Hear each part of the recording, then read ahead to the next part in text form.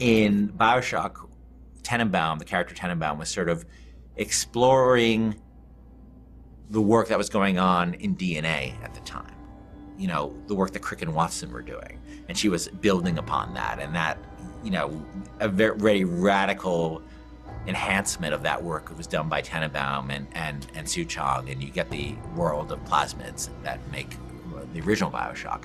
Elizabeth's not a scientist, but she has the ability to interact with the kind of science that was being done in this period, the kind of science that was being done by Einstein, the kind of science that was being done by Heisenberg.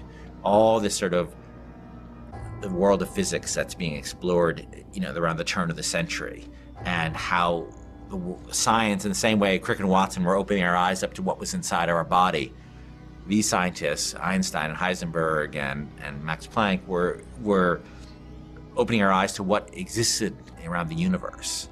And everybody can see in the world of Columbia these tears that are windows into these worlds that Heisenberg and Einstein were starting to explain to us. Elizabeth can actually reach into those worlds and manipulate them. And that's what that's what you're seeing her do in the world.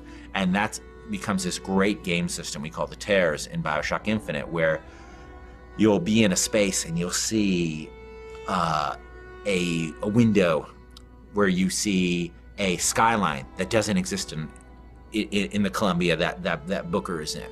You'll see a turret maybe that doesn't exist in the Columbia that Booker exists in. You'll see a bunch of founders who might come in and help you fight the Vox Populi guys you're fighting, who doesn't exist in the world version of Columbia that Booker's in. And Elizabeth is essentially saying to you is, I can bring one of these three in for you, Booker. Which one do you want me to bring in? And that's up to the player. I think I can help. Just tell me which one you want.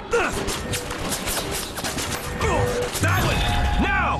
We're gonna have all these tools that player has that the player can access via Elizabeth that is gonna make everybody's play experience different. And that's what we always want with BioShock. We want the way I play it, the way you play it, the way he plays it to be different.